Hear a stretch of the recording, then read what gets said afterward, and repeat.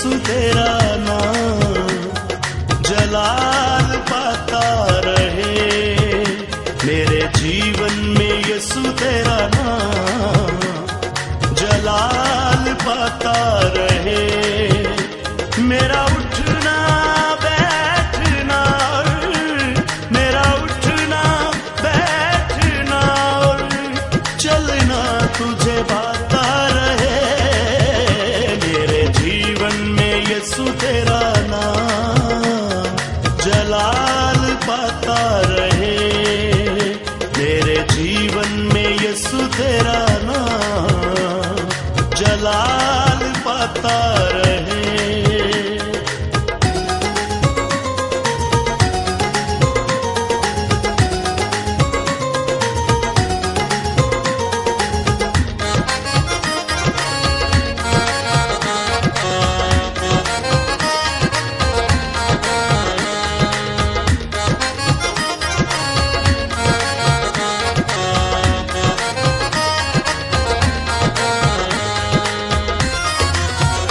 बेमिसाल है तू, मैं मिसाल बनूं, तू कामिल है मैं भी कमाल बनूं। बेमिसाल है तू, मैं मिसाल बनूं, तू कामिल है मैं भी कमाल बनूं। बेमिसाल है तू, मैं मिसाल बनूं, बेमिसाल है तू, मैं मिसाल बनूं, तू कामिल है मैं भी कमाल बनूं। दुनिया का नूर है यसु, मेरी राहें सजाता रहे। दुनिया का नूर है यसु, मेरी राहें सजाता रहे। मेरा उठना बैठना, मेरा उठना बैठना चलना तुझे पाता रहे। मेरे जीवन में यसु तेरा नाम जलाल पाता रहे। मेरे जीवन में यसु तेरा नाम जलाल पाता रहे।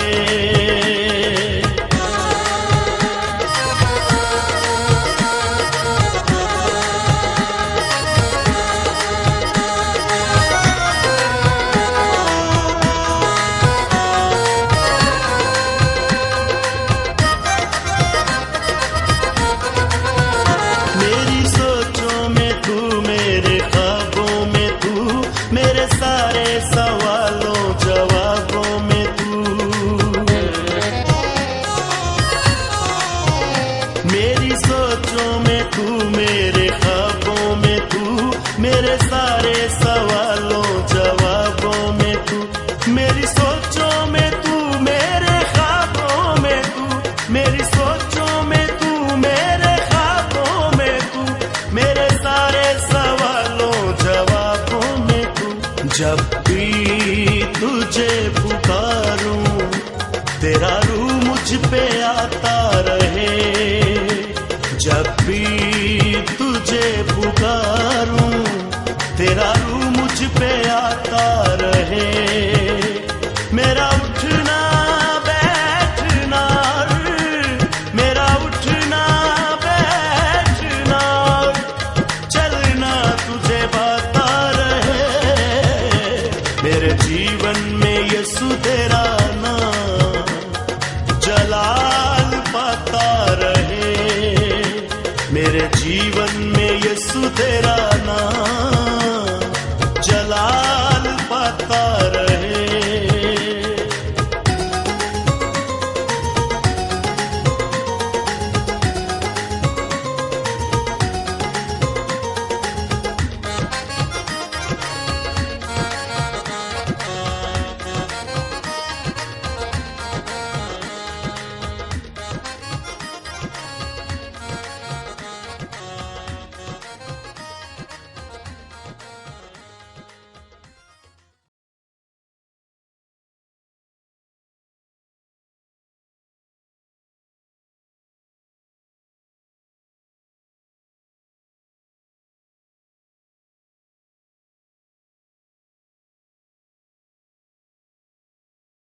तू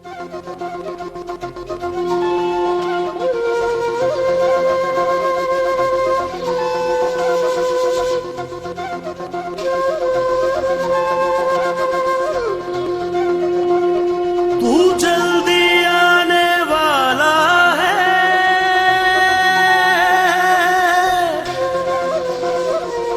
तू बेशक सच्चा वादों में,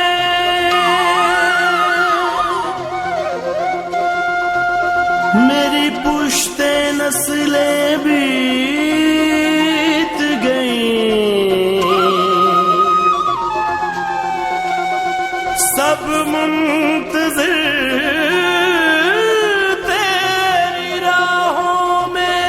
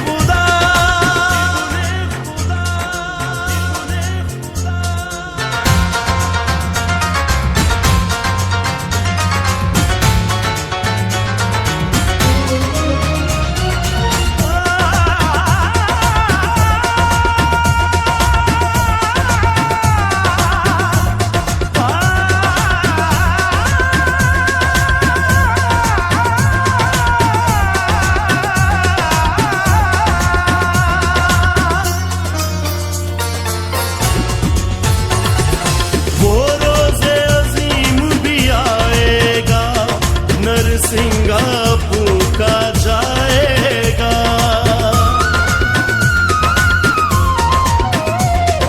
वो रोज़े अज़ीम भी आएगा, नरसिंगापुर का जाएगा। तुझे बादलों पे देखेंगे, तुझे बादलों पे देखेंगे, खुशियों के छम छम अश्क बहाया। अब लौट भी आ, अब लौट भी आ, अब लौट भी आ, अब लौट भी आ। ऐ शहंशाह जहानों के, ऐ अल-मसीह इब्ने खुदा,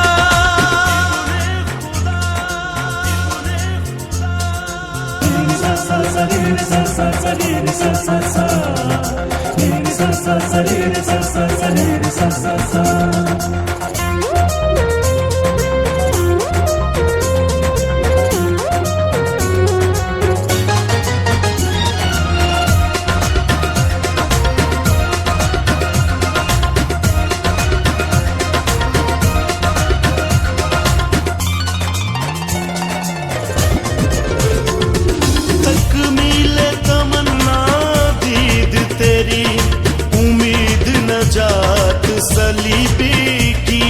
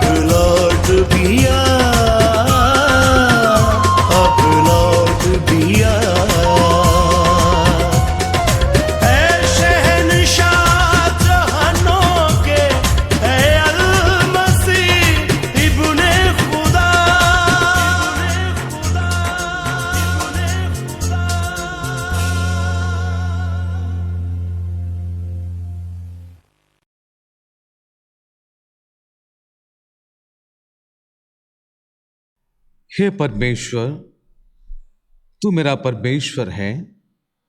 मैं तुझे यत्न से ढूंढूंगा। सुखी और निर्जर ऊसर भूमि पर मेरा मन तेरा प्यासा है। मेरा शरीर तेरा अति अभिलाषी है। इस प्रकार से मैंने पवित्र स्थान में तुझ पर दृष्टि की कि तेरे सामर्थ और महिमा को देखूं, क्योंकि तेरी करुणा जीवन से भी उत्तम है। मैं तेरी प्रशंसा करूंगा। परमेश्वर की महिमा हो। परमेश्वर को मैं धन्यवाद देता हूं और आप सभी को नवंबर महीने के दूसरे रविवार के आराधना के लिए मैं स्वागत करता हूं और आप सभी को नमस्कार करता हूं। परमेश्वर आप सभी को आशीष दे, अनुग्रह करे, ताकि आज के आराधना के द्वारा जो आप सोशल मीडिया के द्वारा घर में एकत्रित हुए हैं अपने परिवार के साथ, आपके परिवार को परमेश्वर आज की आराधना के द्वारा बहुत ऐसे आशीष दे। अपनी आंखें बंद करें, हम उस महान परमेश्वर के निकट जाए और हम उससे प्रार्थना करेंगे। आइए प्यारे दोस्त, हम प्रार्थना करेंगे। स्वर्गीय पिता, हम तुझे धन्यवाद देते हैं प्रभु आज के दिन के लिए। हम सभी की तूने शुद्ध लिया है। नवंबर महीने के प्रभु दूसरे रविवार के आराधना में हम सभी को प्रभु तो आशीष दिया है। यद्यपि प्रभु हम घर में हैं, फिर भी प्रभु यीशु हम तेरा गौरव करते हैं कि इस सोशल मीडिया के द्वारा हम तेरे पास आए हैं। प्रभु यीशु मसीह हमारे परिवारों को तो बहुत ऐसे आशीष दे, क्योंकि तेरा वचन हमें यह सिखाती है। तूने ये प्रतिज्ञा किया है प्रभु कि जहां हम तेरे नाम से एकत्रित होते हैं, तेरे उपस्थिति को हम महसूस करते हैं। चाहे गिरजा घरों में हो या हमारे अपने घरों में हो या अन्य कोई जगह में भी हो, जहां तेरे लोग तेरे नाम से एकत्रित होते हैं, तो अपनी उपस्थिति को तो प्रदान करता है और उनके परिवार में, उनके जिंदगी में आश्चर्य कार्य के साथ आशीर्वाद, प्रतिज्ञा, कहीं योजना को तो लेकर आता है। इसलिए हे प्रभु, मैं प्रार्थना करता हूं कि तेरे परिवार को तू बहुत ऐसे आशीष दे और तू अनुग्रह कर।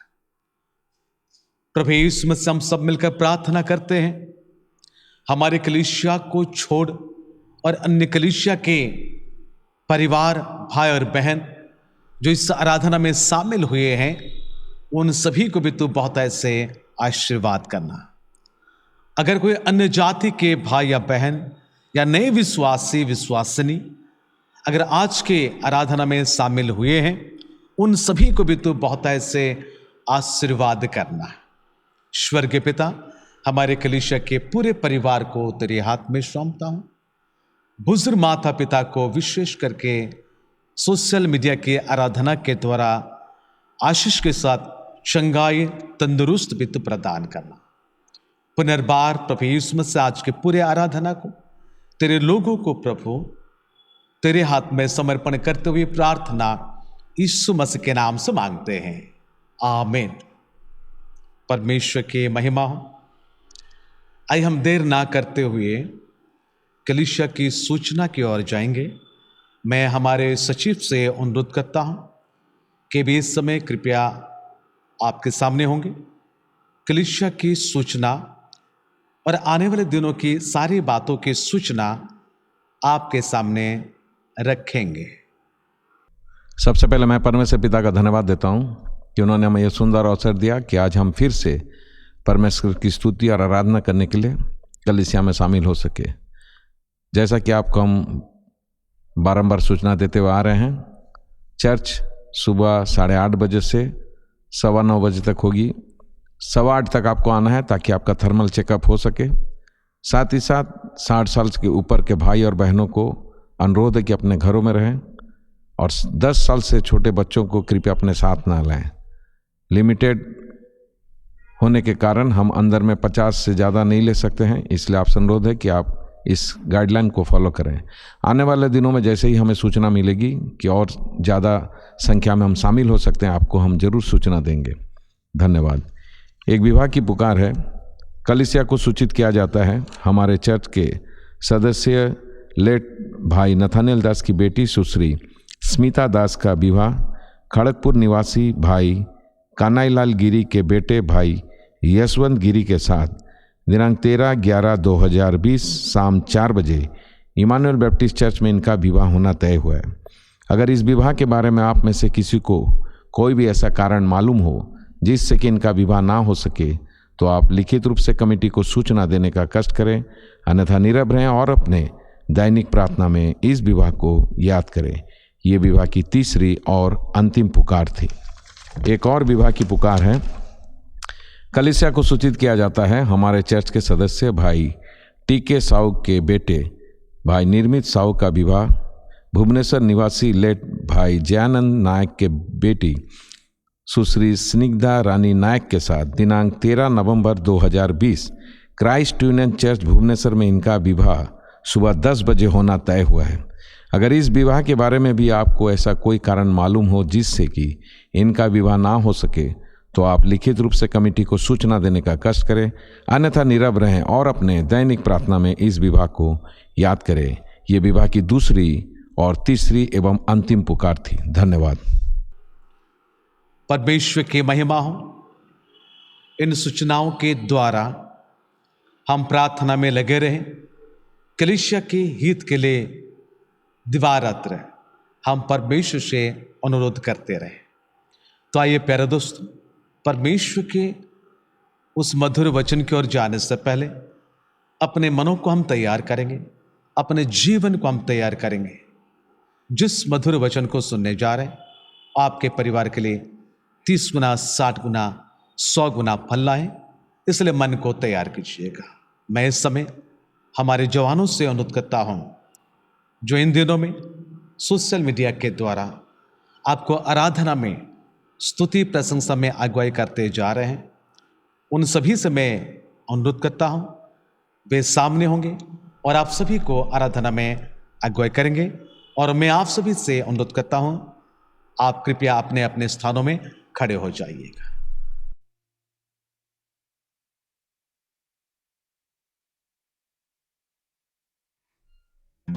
हे मेरे धर्ममय परमेश्वर, जब मैं पुकारूं तब तू मुझे उत्तर दे। जब मैं सकेती में पड़ा तब तूने मुझे सहारा दिया। मुझ पर अनुग्रह कर और मेरी प्रार्थना सुन ले। हे मनुष्य के पुत्रों, कब तक मेरी महिमा का अनादर होता रहेगा? तुम कब तक व्यर्थ बातों से प्रीति रखोगे और झूठी युक्ति की खोज में रहोगे?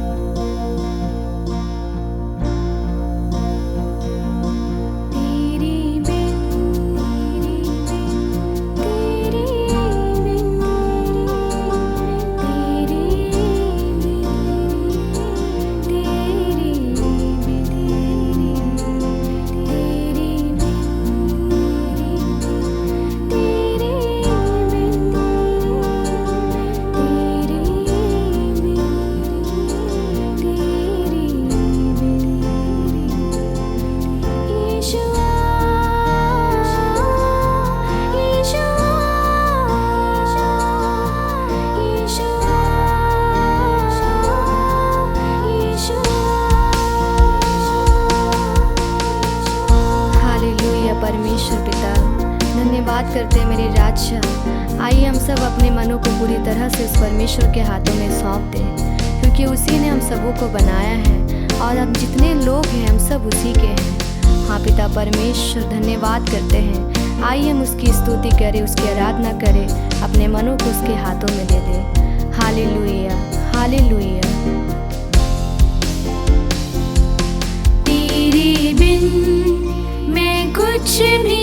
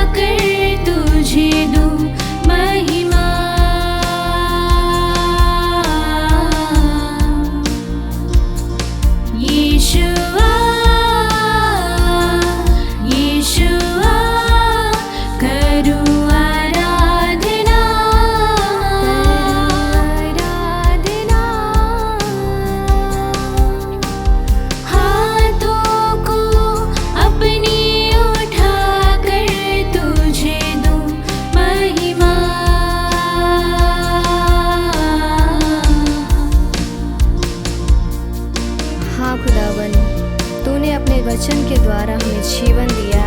तूने अपने लहू को हमारे लिए बहाया, अपने जीवन को दिया। आज कितने लोग सब कुछ पाकर अधूरे हैं प्रभु। सब लोग रो रो कर इस वक्त कह रहे हैं कि सचमुच प्रभु तेरे बिन हम कुछ भी नहीं हैं। तुझे छोड़कर हम किसके पास जाए प्रभु। उद्धार तो केवल तेरे ही पास है मेरे सामर्थ्य खुदावन यीशु। हालेलुया हालेलुया मेरे राजा, क्योंकि आपका वचन कहता है मेरे राजा कि मैं दाख लेता हूँ तुम डालिया हूँ, मुझसे अलग होकर तुम कुछ भी नहीं कर सकते। हाँ पिता परमेश्वर, इसीलिए आज हम सब अधूरे हैं प्रभु। आज हम कुछ नहीं कर सकते परमेश्वर। हालेलुया। सर को अपनी झुकाता हूँ, मैं तेरी हुजूर, मैं तेरी हुजूर, बनकर कुर्बानी आता हूँ, तेरी हुजूर, तेरी हुजूर। सर को अपनी झुकाता हूँ, मैं तेरी हुजूर, मैं तेरी हुजूर, बनकर कुर्बानी आता हूँ, तेरी हुजूर, तेरी हुजूर। यीशुआ यीशुआ करूँ आराधना, आराधना।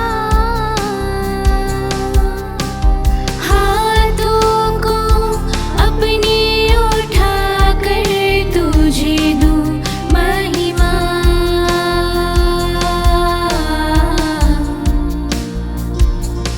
यीशुआ यीशुआ करूँ आराधना, आराधना। हाथों को अपने उठाकर तुझे दूँ महिमा।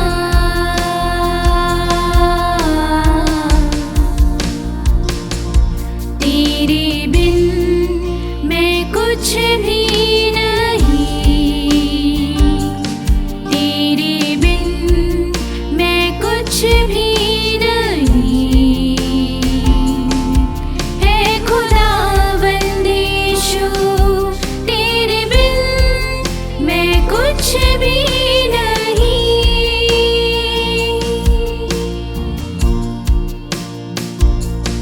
तेरे बिन मैं कुछ भी नहीं, तेरे बिन मैं कुछ भी नहीं। है खुदावंद यीशु, तेरे बिन मैं कुछ भी नहीं। हालेलुया परमेश्वर पिता, धन्यवाद करते हैं मेरे राजा। हाँ पिता परमेश्वर, आप हमारे बीच में आ गया है मेरे राजा, क्योंकि वचन कहता है मेरे राजा जहाँ मेरे नाम से 2 या 3 एकत्रित होते हैं मैं उसके बीच में उपस्थित रहता हूँ। हाँ पिता परमेश्वर प्रभु जी, जब हम एकत्रित हुए हैं मेरे राजा, क्योंकि आपका अनुग्रह है, आपकी दया है कि आज हम जीवितों के बीच में पाए जाते हैं मेरे राजा। धन्यवाद हो मेरे खुदावन यीशु। आज की इस सभा को परमेश्वर तेरे हाथों में सौंपते हैं प्रभु जी। कितने ऐसे लोग हैं राजा जो अपने जीवन में प्रभु तुझे ग्रहण करना चाहते हैं, लेकिन कहीं ना कहीं कुछ न कुछ के कारण प्रभु जी आज पीछे हट गए मेरे राजा। पिता परमेश्वर उन सबों से कह दे मेरे राजा कि तूने उनसे इतना प्रेम किया कि परमेश्वर पिता तूने अपने लहू को परमेश्वर पिता बहाया, अपने मांस को दिया, अपने जीवन को दिया मेरे राजा, ताकि हमें अच्छा जीवन मिलने पाए मेरे खुदावन यीशु। धन्यवाद करते हैं परमेश्वर, तू हर एक से बातचीत करता है मेरे राजा वचनों के द्वारा। आज सब लोग प्रभु जी तुझे ढूंढते हैं, तुझे पुकारते हैं परमेश्वर कि प्रभु जी आज तेरा जरूरत है प्रभु सबको मेरे राजा। हाँ पिता परमेश्वर प्रभु जी, आज हम सब अकेले हो गए मेरे राजा। परमेश्वर पिता हम सबों को तेरी जरूरत है मेरे राजा। धन्यवाद हो पिता, आज का समय को, आज का दिन को, आज तेरे लोगों को परमेश्वर पिता हम तेरे हाथों में सौंपते हैं। विशेष करके प्रभु जी तेरे प्रिय दास को परमेश्वर, जो भी पिता आज अपने वचनों से पिता बोलेंगे प्रभु जी, हर एक के जीवन से बात कर, हर एक के मनों से बातचीत कर प्रभु जी, और कह दे मेरे राजा कि तू ही एक खुदावन यीशु है पिता, तुझे छोड़कर हम किसके पास जाएंगे मेरे राजा। धन्यवाद करते हैं परमेश्वर पिता कि आज के आराधना में प्रभु हम सबों को प्रभु आपने सम्मिलित किया मेरे राजा, कि हम सब मिलकर प्रभु तेरी उपासना कर सके। सारी बातों को प्रभु जी तेरे हाथों में सौंप कर प्रार्थना यीशु मसीह के नाम से मांगते हैं, आमीन।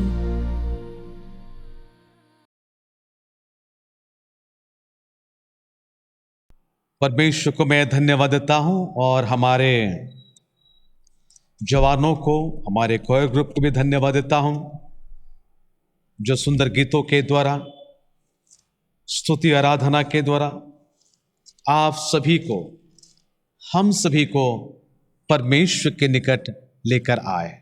मेरे विश्वास से आपने अपने मन को तैयार कर चुके हैं। तो आइए प्यारे दोस्तों, हम परमेश्वर के वचन की ओर जाएंगे।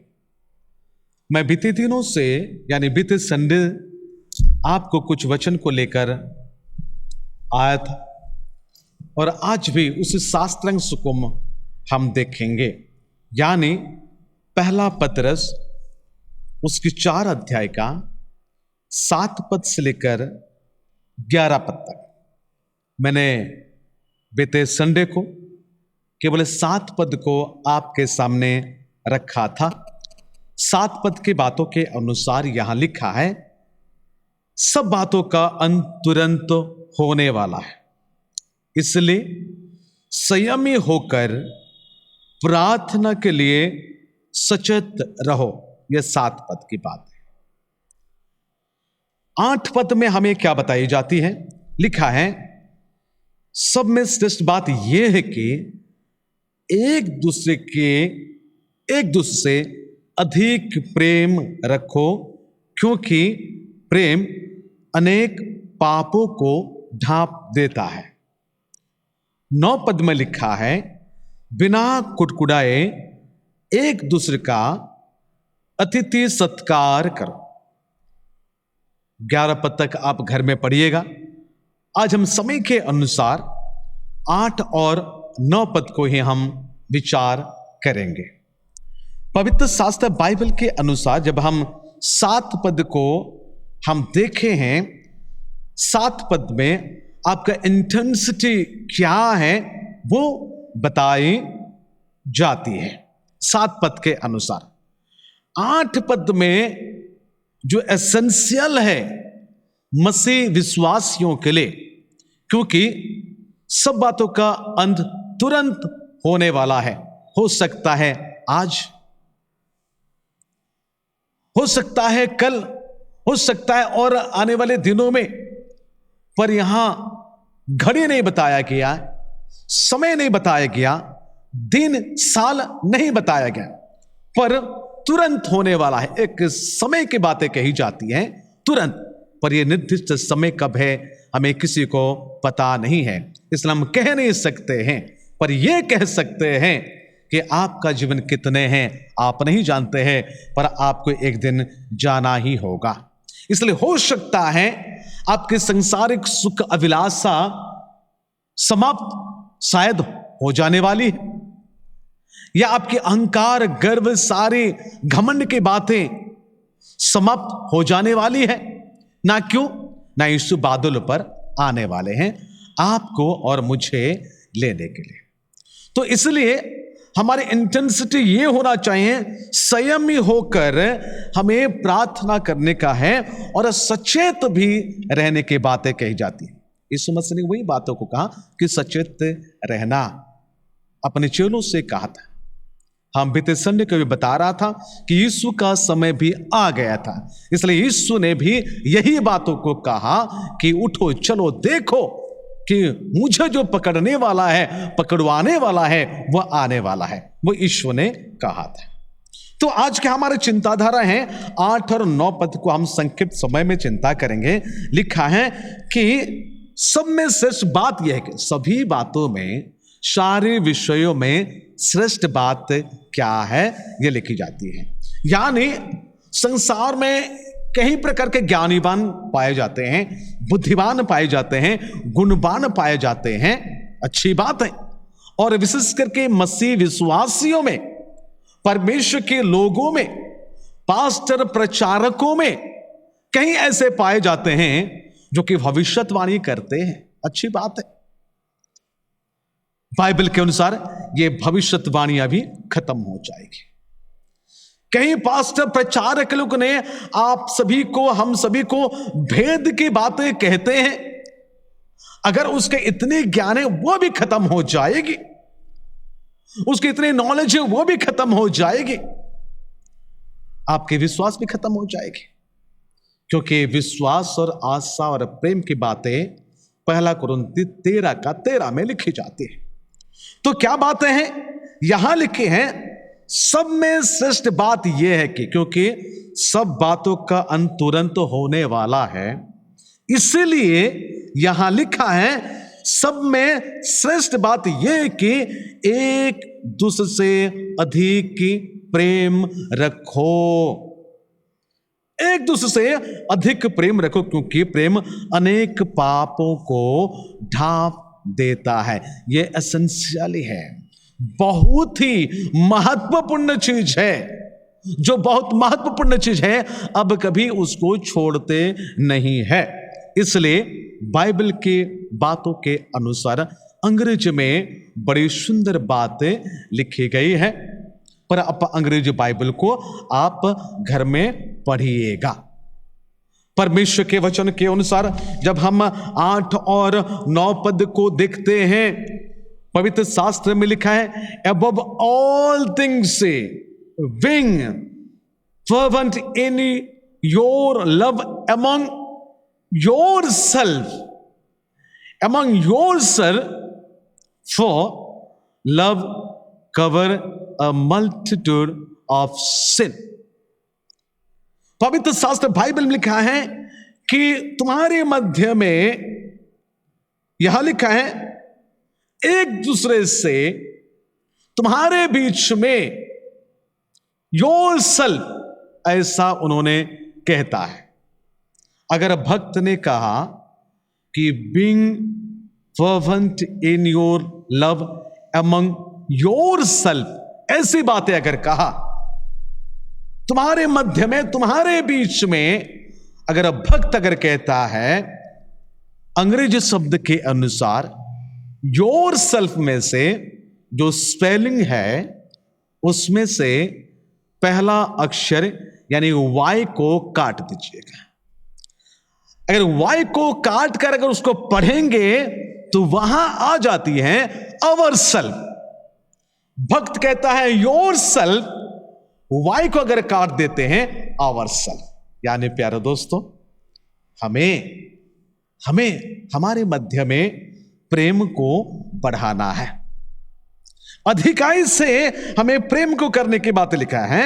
यानी सब में सच बात यह है कि हमें एक दूसरे से अधिक प्रेम रखना है। अधिक ना, क्यों ना परमेश्वर के वचन को आपके दिलों में डाला गया है। परमेश्वर आपको पहले प्रेम किया, ऐसा नहीं कि आप उसको प्रेम किया है।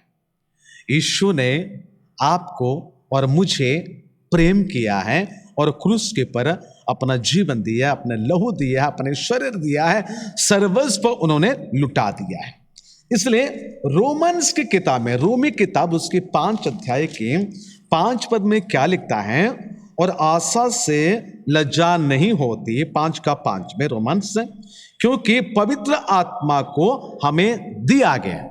पवित्र आत्मा को हमें दिया गया है, जो लेने का नहीं।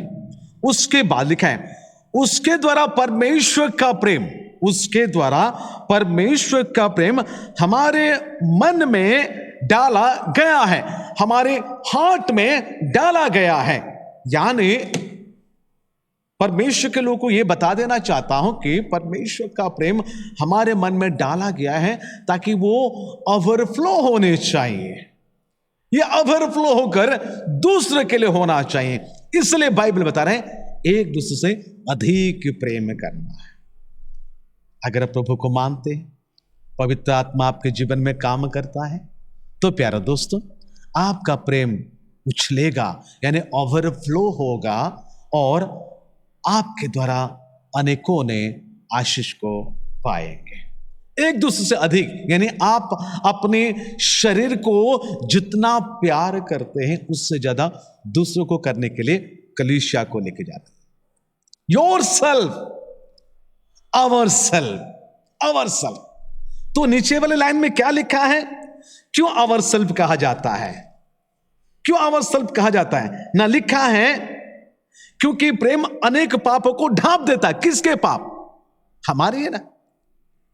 अगर आप कहेंगे कि आप एक दूसरे से प्रेम रखो, उसमें हम करके, हमारे करके अगर शब्द को उच्चारण नहीं करते हैं, दूसरों को ही मैं शिक्षा देता हूं या दूसरों को ही आप कहते हैं कि एक दूसरे से अधिक प्रेम रखो, अगर उनमें शामिल नहीं होंगे तो दूसरा लाइन में भी आप शामिल नहीं होंगे। ना क्या लिखा है? क्योंकि प्रेम अनेक पापों को ढांप देता है।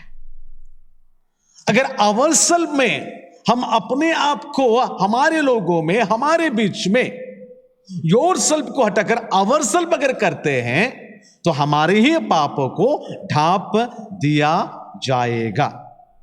यानी अधिक प्रेम करने के द्वारा लिखा है, उस अधिक प्रेम क्या करता है? अनेक पापों को ढांप देता है। लिखा है love cover a multitude of sin, love cover many sin, love cover over of your sin. जितने सारे पाप हम करते हैं, इन सारे पापों से वह हमें छुटकारा देता है, क्योंकि प्रेम ऐसी बातें हैं। इसलिए नीति वचन में बड़ी सुंदर बातें लिखता है। नीति वचन क्या लिखा है? अल्प समय में नीति वचन की ओर हम जाएंगे। उसकी 10वीं अध्याय का नीति वचन 10 का 12 पद में लिखा है, बैर से तो झगड़े उत्पन्न होते हैं, परंतु प्रेम से सब अपराध ढप जाते हैं। प्रेम से सारे अपराध ढांपे जाते हैं, पर बैर से झगड़े उत्पन्न होते हैं। तो आप चिंता करना है, बैर करना ना प्रेम करना। घर घर की कहानी है ये बातें। आपके घर में ये सारी बातें होती रहती है। अगर हम सास हो या बहू हो या सास, पति हो या पत्नी, भाई भाई में अगर प्रेम को नहीं बढ़ाएंगे तो पाप ढांपे नहीं जाएंगे। कहीं लोग सोचते हैं लोग मुझे ही प्रेम करे, कहीं ने सोचते हैं लोग मुझे प्रेम करे और मैं उनके पाप को खोल दूंगा। लोग ऐसे सोचते हैं, जो कि गलत बात है ना। क्यों? वही नीति वचन के 17 अध्याय का अगर हम 9 पद को पढ़ते हैं, यहां क्या लिखा मालूम है? अगर आप भी सोचते हैं कि लोग मुझे प्रेम करें और मैं लोगों का पाप को खोलता रहूंगा, लोगों का पोल को मैं खोलता रहूंगा, अगर आप ऐसे सोचते हैं तो नीति वचन 17 का 9 पद में आपके लिए, आपके परिवार के लिए यह लिखता है, जो दूसरे के अपराध को ढांप देता है वो प्रेम का खोजी ठहरता है, परंतु जो बात की चर्चा बार बार कहता है वह परम मित्र में भी फूट करा देता है। बात यह है कि जो दूसरे के अपराध को ढांपता है, परमेश्वर उनको आशीर्वाद करता है, परंतु जो बात की चर्चा बार बार कहता है, यानी पोल खोल देने की बातें लोग आम भाषा में कहते हैं। बाइबल में कुछ बच्चे हैं, अपने पिता को किस प्रकार वो देखता है और कुछ बच्चे क्या करते हैं। चले हम उस पद को पढ़ते हैं, कैसा प्रेम पाप को ढांपता है। परमेश्वर के वचनों के अनुसार मैं आपको उत्पत्ति की किताब की ओर ले जाना चाहता हूं। उत्पत्ति किताब में बड़ी सुंदर बातें लिखी जाती हैं, जो आप जानते हैं कि नूह और उनके पुत्र के बारे में क्या लिखी गई है। वहां लिखा है उत्पत्ति 9 का 20 पद से लेकर आगे पढ़ते जाएंगे तो सुनिए क्या लिखता, मैं पढ़ देना चाहता हूं। नूह किसानी करने लगा, उसने दाख की बारी लगाई और वो दाख मधु पीकर मतवाला हुआ और अपने तंबू के भीतर नंगा हो गया।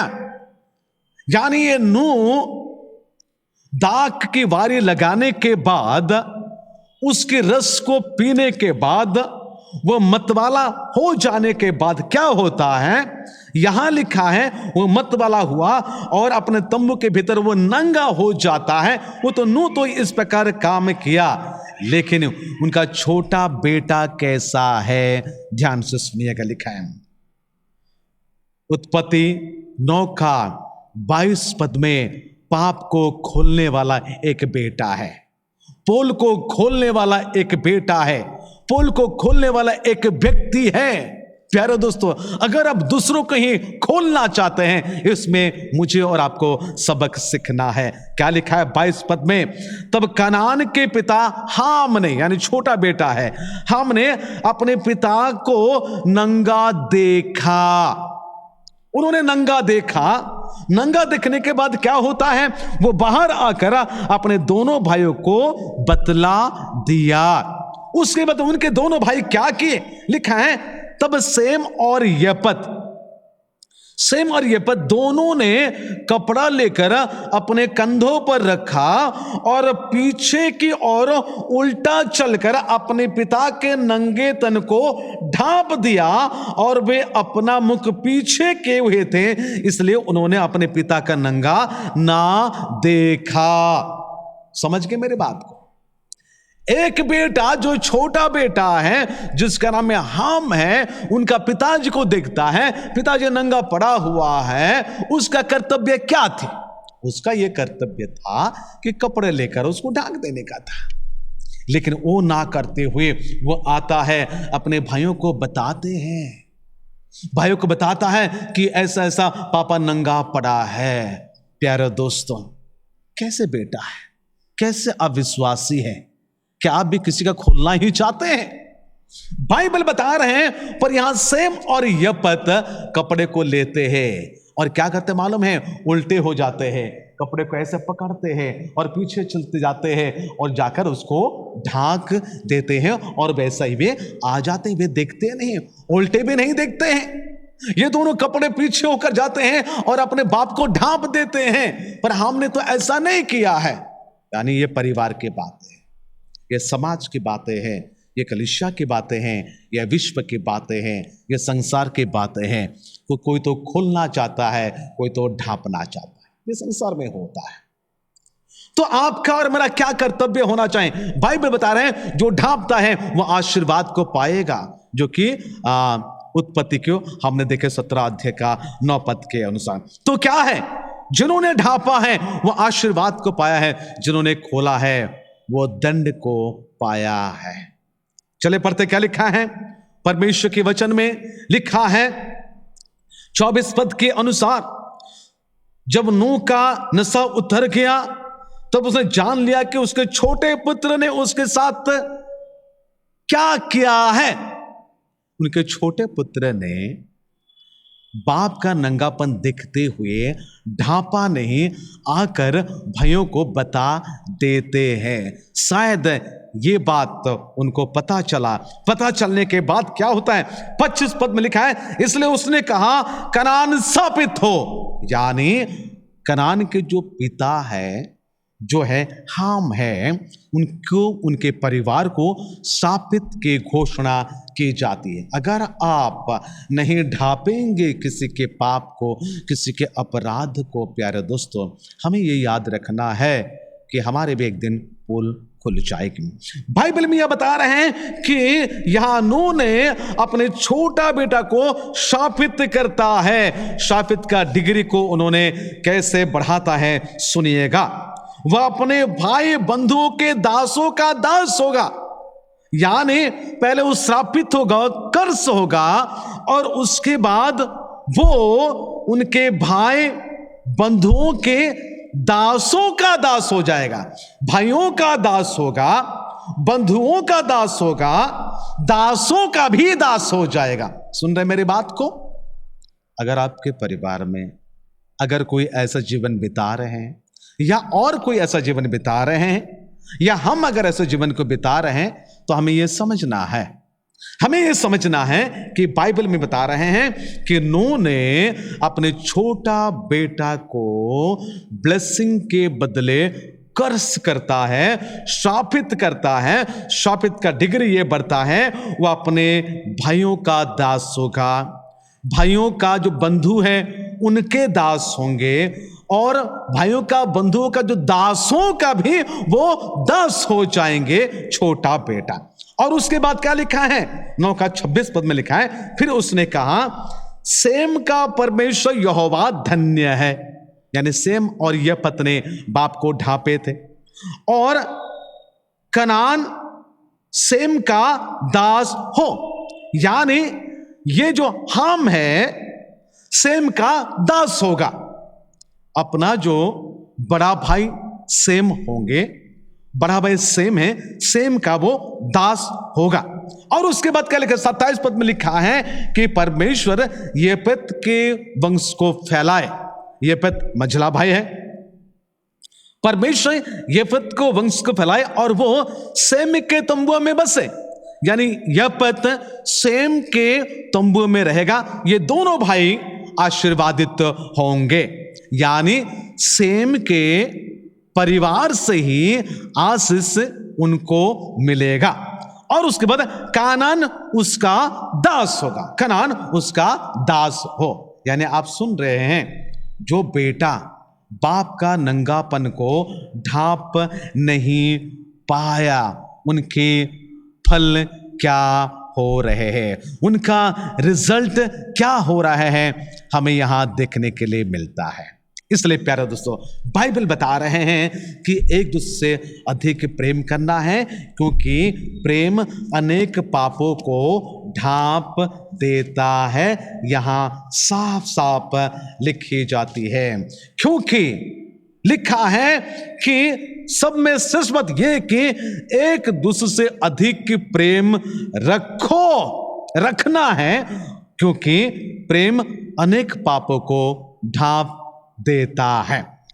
9 पद में क्या लिखी जाती है, 9 पद में यह लिख जाते हैं, बिना कुड़कुड़ाए एक दूसरे का अतिथि सत्कार करो, क्योंकि सब बातों का अंत तुरंत होने वाला है।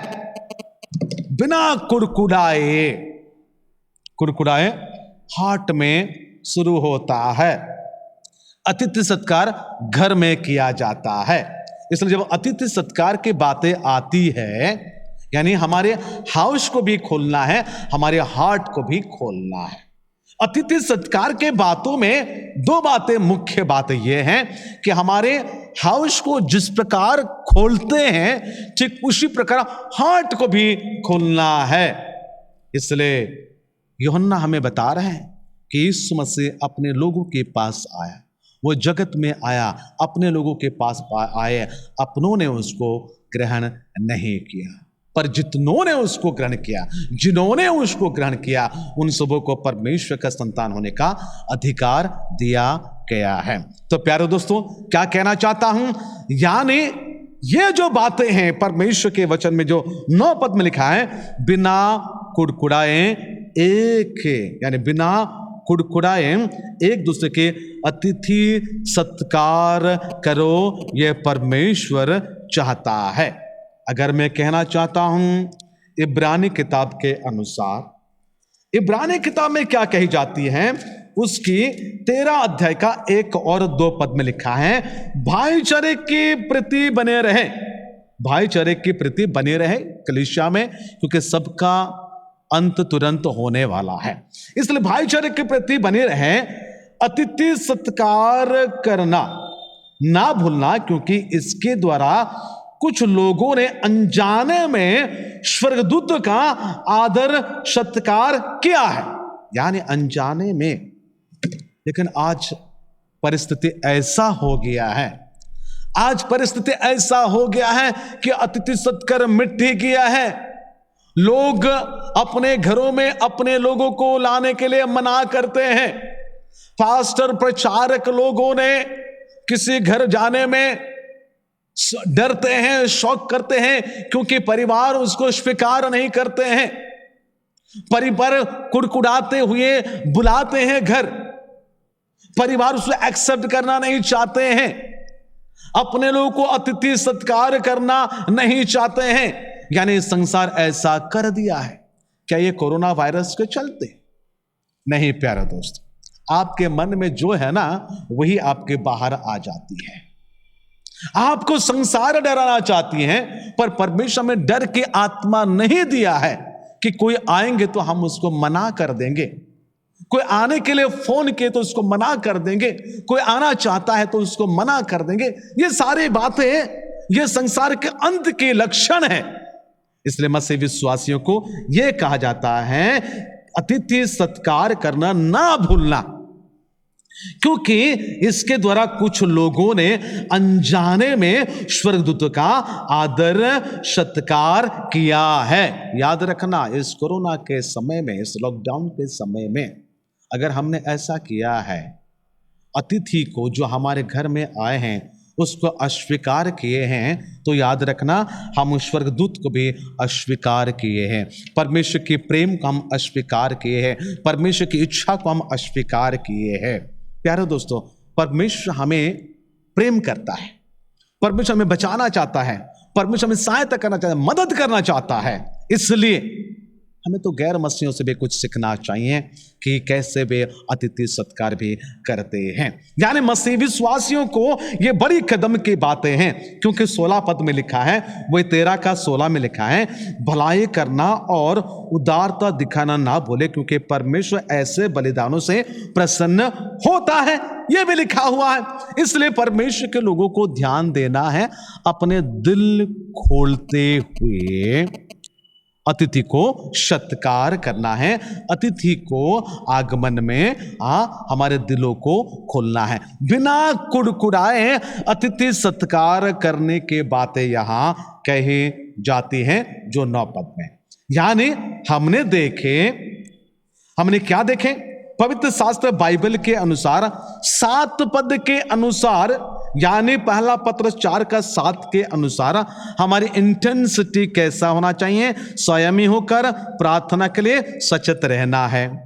और उसके बाद एसेंशियल चीज क्या होता है? एक दूसरे से अधिक प्यार करना है, क्योंकि प्रेम अनेक पापों को ढांपता है। हम जितना प्रेम करेंगे उतना हमारे पाप ढांपे जाएंगे। यीशु मसीह इतना प्यार किया हमें, रोमी 5 का 8 के अनुसार उन्होंने इतना प्यार किया और हमारे पापों को ढांप दिया। जब हम पापी ही थे, उन्होंने हमारे लिए उसके ऊपर जीवन दिया। ये एसेंशियल चीज है कि हम उसको प्यार करें और हम एक दूसरे से भी प्यार करें। और 9 पद के अनुसार आपके मसीह जिंदगी का क्वालिटी कैसा है? लिखा है, बिना कुड़कुड़ाए एक दूसरे से अधिक अतिथि सत्कार करो। यह हमारी व्यक्तिगत जीवन की क्वालिटी है। आज परमेश्वर मुझे और आपसे यही पूछना चाहता है, यही कह देना चाहता है कि सब बातों का अंत तुरंत होने वाला है। आप कैसे जीवन बिताएंगे? आपकी इंटेंसिटी क्या है? आपके परिवार की एसेंशियल चीज क्या है? आपके मसीह जीवन की क्वालिटी कैसे है? यानी 7, 8 और 9 पद के अनुसार 7 पद हमें हमारी इंटेंसिटी को बता रहे हैं, 8 पद हमारे एसेंशियल चीज को बता रहे हैं। आपके कोई पदार्थ नहीं प्यारे दोस्तों, प्यार होता है एसेंशियल चीज। और 9 पद के अनुसार मसीह जीवन की क्वालिटी। परमेश्वर आप सभी को बहुत ऐसे आशीष दे और अनुग्रह करें। आइए हम सब अपने अपने स्थानों में खड़े हो जाएंगे। मैं छोटी सी आपके लिए प्रार्थना करूंगा। अपने आंखें बंद करें, प्रार्थना में जाएंगे। स्वर्गीय पिता, हम तेरे गौरव करते हैं, तेरी महिमा करते हैं, तेरी प्रशंसा करते हैं प्रभु। आज के दिन के लिए प्रभु तूने हमें बताया है प्रभु कि हमारे चिंताधारा क्या है, इस संसार में जीते हैं। हमारे जीवन के मुख्य उद्देश्य क्या है प्रभु, तो हमें बता चुका है प्रभु। हे मनुष्य, परमेश्वर तुमसे क्या चाहता है प्रभु? यीशु मसीह, तेरे लोगों को तूने प्यार किया है ताकि प्रभु तेरे लोग प्रभु इस अंतिम घड़ी में उनके परिवार के प्यार को बढ़ाए, एक दूसरे के प्यार को बढ़ाए। एक दूसरे के पापों को ढांपे प्रभु। हाँ प्रभु यीशु मसीह, हमने पाप किया, तूने प्यार किया। हमने पाप किया और तूने प्यार किया है। धन्यवाद करते तेरे प्रेम के प्रमाण के लिए। काल्वरी क्रूस के पर अपने लहू को तूने बहाया, अपने मांस को प्रभु तूने दिया, अपने जीवन को प्रभु तूने दिया, ताकि प्रभु मुझे उस नरक से तू बचाए। पवित्र शास्त्र बाइबल के अनुसार जो दूसरे के पाप को ढांपता है, उनके पाप को क्षमा करता है, वो उनकी आत्मा को जीतता है। हे प्रभु, ऐसा ना हो कि हम किसी को क्षमा ना करें और उनकी आत्मा नाश हो जाए, या जो क्षमा नहीं करता है उनकी आत्मा भी नाश हो जाए। प्रभु यीशु मसीह, तूने हमें बचाया है, इसलिए हम भी दूसरों को बचाए तेरे प्रेम को प्रकाश करते हुए। प्यारे प्रभु यीशु मसीह, तेरे लोगों के जीवन प्रभु क्वालिटी हो प्रभु, तो क्वालिटी चाहता है प्रभु। मसीह जीवन एक क्वालिटी के जीवन होनी चाहिए, तू चाहता है। इसलिए हे प्रभु, मैं प्रार्थना करता तेरे परिवारों को आज तो बता दे, क्योंकि सब बातों का अंत तुरंत होने वाला है। ये सारी बातों को जानते हुए, देखते हुए अपने मन को भी परिवर्तन करें, अपने जीवन को भी बदल दे प्रभु। तू चाहता है बदलाव, तू चाहता है प्रभु बदलते जिंदगी को प्रभु तेरे राज्य की ओर ले जाए। तू आने वाला है प्रभु हमें ले जाने के लिए। अगर मन को नहीं फिराएंगे तो हम जा नहीं पाएंगे। प्रभु यीशु मसीह, धन्यवाद देता हूं प्रभु आज के संदेश के लिए जो तूने बताया है। सभी को तू आशीर्वाद कर, तू अनुग्रह कर, ताकि परिवार परिवार में प्रेम बढ़ती जाए, आतिथ्य सत्कार बढ़ती जाए, बिना कुड़कुड़ाए। वे अपने हार्ट को भी खोले, केवल हाउस को नहीं, अपने हार्ट को खोलकर प्रेम भी करे और आतिथ्य सत्कार भी हम करें। कलीसिया के पूरे परिवार को, बुजुर्ग माता पिता को, जवानों को, कलीसिया के हर एक संस्था को तो बहुत ऐसे आशीष देना। हम प्रार्थना करते हैं देश विदेश में होने वाले इलेक्शन को और देश विदेश में फैला हुआ कोरोना के लिए हम प्रार्थना करते हैं, तो नियंत्रण कर रहे हैं, कर भी देना प्रभु। देश विदेश में होने वाले लड़ाई झगड़े भूकंप, ये सारी बातों को हम तेरे हाथ में सौंपते हैं। हे प्रभु, तू ही नियंत्रण कर दे। स्वर्गीय पिता, हम अपने अपने जीवन को तेरे हाथ में सौंपते हैं। पुनर्बार पूरे कलीसिया और तेरे लोग जिस इस समय सोशल मीडिया के द्वारा अपने मनों को दिए हैं, उन सभी को तेरे हाथ में समर्पण करते हुए प्रार्थना यीशु मसीह के नाम से मांगते हैं, आमीन। हम सब मिलकर एक ईश्वर प्रभु की प्रार्थना करेंगे। हे हमारे पिता, तू जो स्वर्ग में है, तेरा नाम पवित्र माना जाए, तेरा राज्य आवे, तेरी इच्छा जैसे स्वर्ग में पूरी होती है वैसे पृथ्वी पर भी। हमारे दिन भर को आज में दे, और जिस प्रकार हमने अपने अपराधों को क्षमा किए हैं वैसे तू भी हमारे अपराधों को क्षमा कर। हमें परीक्षा में ना ला, परंतु बुराई से बचा, क्योंकि राज्य पराक्रम महिमा सदा तेरी है, आमीन। ईश्वर पिता परमेश्वर का प्रेम, पुत्र प्रभु यीशु मसीह का अनुग्रह, पवित्र आत्मा की शांति शक्ति सहभागिता हम सबों के साथ, विश्वव्यापी मंडली के साथ, हमारे प्यारे प्यारे मंडली के साथ सदा सर्वदा होती रहे, आमीन। सभी को जय मसीह की नमस्कार। प्रभु आप सभी को आशीष दे, अनुग्रह करे, दया करे। हम ऐसे ही प्रार्थना करते रहेंगे ताकि आने वाले दिनों में हम अति मात्रा में होकर, कलीसिया में होकर, भवन में होकर परमेश्वर की स्तुति और प्रशंसा आराधना हम कर पाएंगे। तब तक के लिए आपके प्रार्थना में रहें। परमेश्वर आप सभी को आशीष दे, अनुग्रह कर, दया करे। सभी को पुनर्बार नमस्कार।